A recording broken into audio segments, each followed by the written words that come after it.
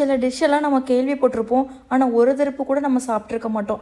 அது ஃபேமஸான டிஷ்ஷாக கூட இருக்கலாம். அப்படி எனக்கு ரீசெண்டாக வந்து எனக்கு ரொம்ப சாப்பிடணும்னு ஆசையாக இருக்கிறது 2 சாப்பாடு தான். ஒன்று வந்து அந்த அரிசி பருப்பு சாதம், இன்னொன்று வந்து இந்த சிந்தாமணி சிக்கன். நிறைய பேர் வீடியோ பார்த்துருக்கேன் போட்டு, திரும்பி ரொம்ப ஃபேமஸான டிஷ்ஷெல்லாம் சொல்லியிருக்காங்க. ஆனால் இந்த 2யுமே நான் சாப்பிட்டதே கிடையாது.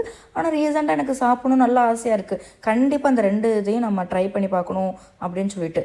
இனி நெக்ஸ்ட் டைம் சிக்கன் எடுத்திருந்தா வந்து எப்பவும் போல் ஒரே கிரேவியாக வைக்காமல் அந்த சிந்தாமணி சிக்கனாக நம்ம ட்ரை பண்ணுறோம் அப்படின்னு ஒரு மாதிரி ஈகராக இருக்குது. வெறும் வத்த பொடியும் போட்டு அந்த மிளகா வத்தல் மட்டும் போட்டு வச்சா அவ்வளோ டேஸ்ட் வருமா அப்படின்னு சொல்லிட்டு, இதே மாதிரி எந்த ஃபேமஸான டிஷ் உங்களுக்கு சாப்பிட்ணும் ஆசை, நீங்கள் சாப்பிட்டதே கிடையாது அப்படின்னு சொல்லிட்டு கமெண்ட் பண்ணுங்கள். எனக்கு வந்து இந்த 2 டிஷ் தான் இப்போதைக்கு கிரேவிங் லிஸ்ட்டில் இருக்குது. எனக்கு வந்து சாப்பாடுனாலே ரொம்ப பிடிக்கும். ரொம்ப டிஃப்ரெண்ட்டாக வெரைட்டியாக சாப்பிட்ணுன்னு நினைப்பேன். வீட்டில் இருக்கிற போது எங்கள் அம்மாட்ட செஞ்சு தாங்கன்னு சொல்லி எல்லாம் சாப்பிட்டுட்டு இருந்தேன்.